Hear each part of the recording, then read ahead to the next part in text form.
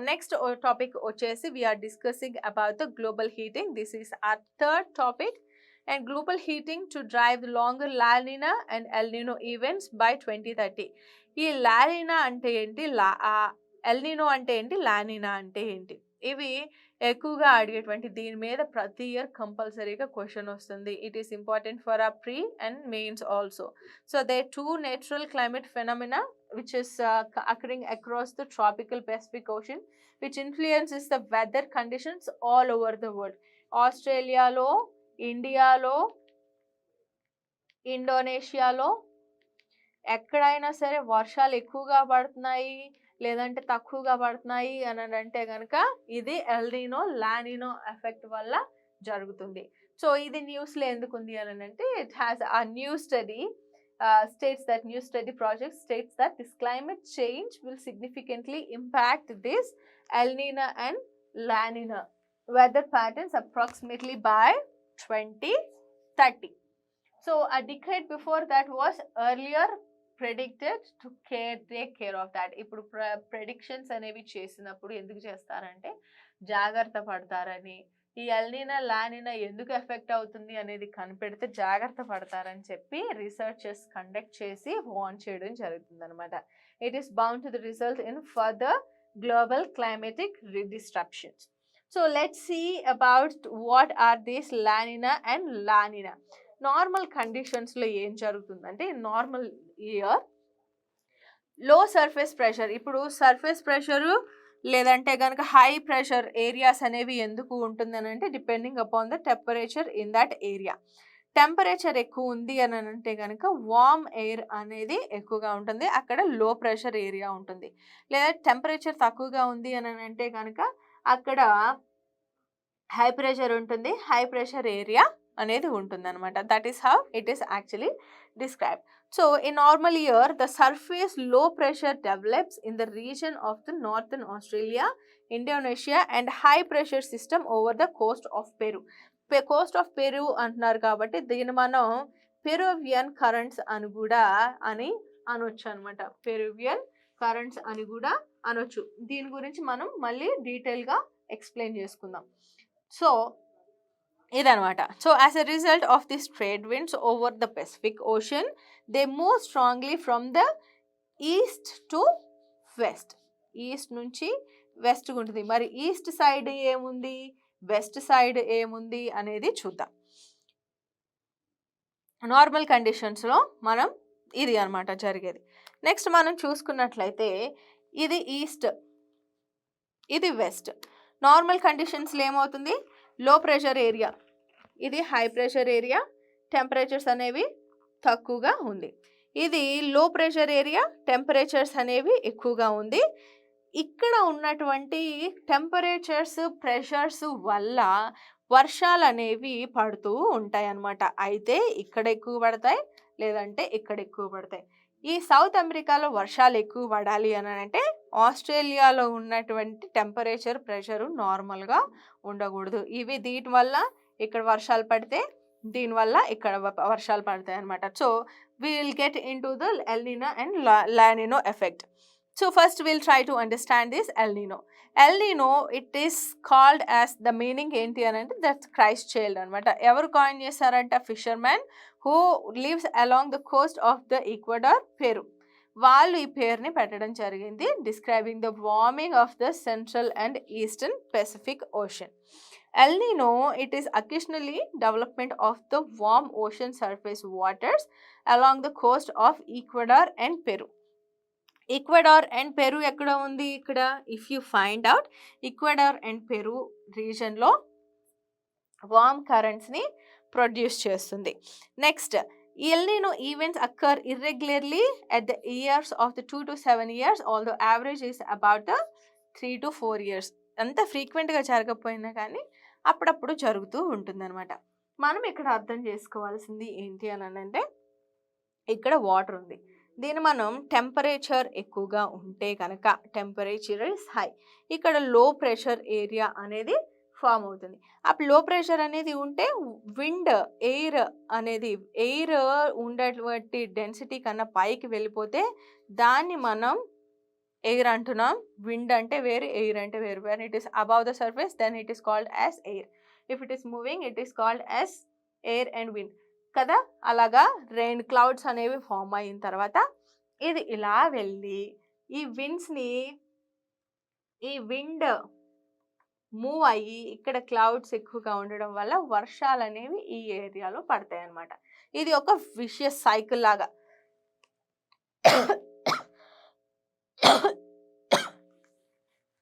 అలాగా ఆస్ట్రేలియాలో లో ప్రెషర్ ఉన్నప్పుడు హై ప్రెషర్ నుంచి లో ప్రెషర్కి ఈ యొక్క విండ్స్ అనేవి, ఎయిర్ అనేది మూవ్ అవుతూ ఉంటుంది. కాబట్టి Mascarene islands which are present to India they are travelling towards the low pressure area. అలాగా కోల్డ్ కరెంట్ అనేది టెంపరేచర్ని తగ్గిస్తుంది, హై ప్రెషర్ని పెంచుతుంది. కాబట్టి అలాగా ఈ పెరువియన్ కరెంట్ అనేది, లేదంటే కనుక ఈ కొరాలిస్ ఎఫెక్ట్ అనేది, డెసికేటింగ్ ఎఫెక్ట్ అనేది విండ్ అనేది ఎప్పుడు రైస్ అవ్వకుండా చేస్తుందన్నమాట. So how El Nino impacts the monsoon rainfall across the గ్లోబ్ని అక్రాస్ అంటే ఓవరాల్గా భూమి మొత్తం మీద ఎలాగ ఎఫెక్ట్ చేస్తుంది అని అంటే ఓషన్ టెంపరేచర్స్ని ఎఫెక్ట్ చేస్తుంది. And it effects the strength of the ocean currents and it effects the health of the coastal fisheries. Health of the coastal fisheries అని ఎందుకు అంటున్నాము అని అంటే వాటర్ కరెంట్స్ హై ఉంటే కనుక, వాటర్ టెంపరేచర్ అనేది హై ఉంటే కనుక అక్కడ ఫిషరీస్ అనేవి పెరగడం అంత సాధ్యం కాదు.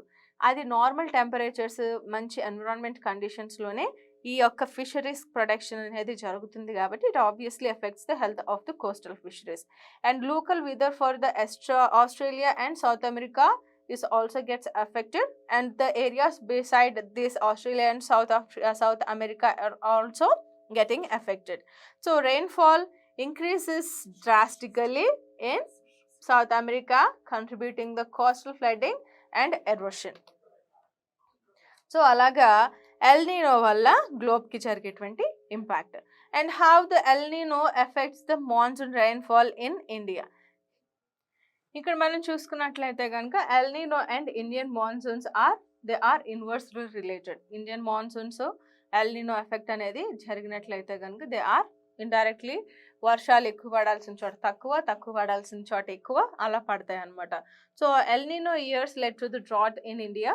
ఎప్పుడైతే మనం చూసుకున్నట్లయితే కనుక ఇప్పుడు వరకు కూడా 6 డ్రాట్ కండిషన్స్ అనేవి ఇండియాలో రావడం జరిగింది since 1871.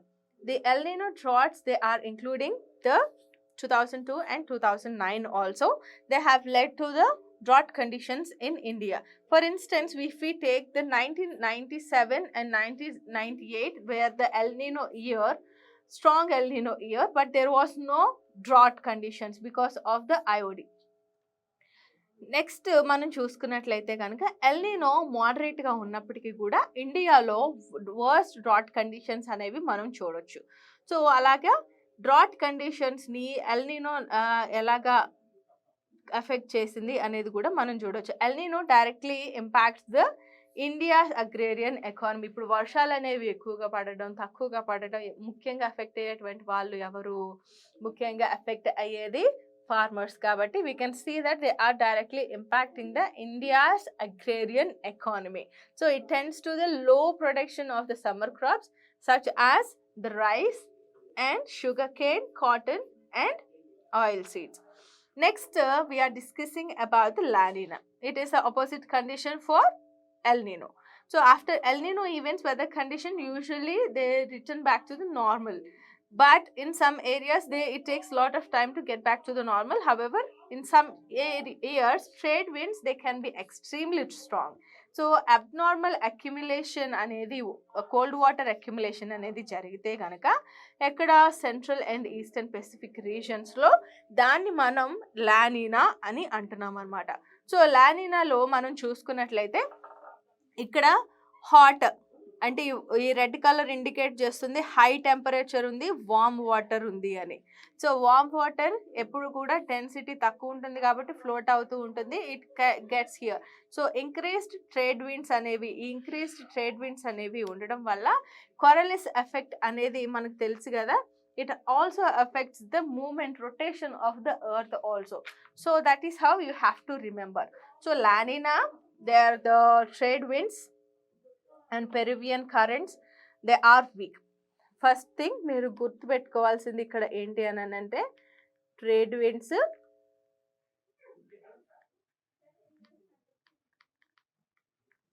Peruvian currents, they are weak. ఎక్కడ సౌత్ అమెరికా రీజన్లో ఇవి వీక్ ఉన్నాయి అన్నమాట. So over Australia if we see high pressure area అనేది Indonesia, it affects the Indonesia also. So Mascarene island which is present near the India, it has the high pressure.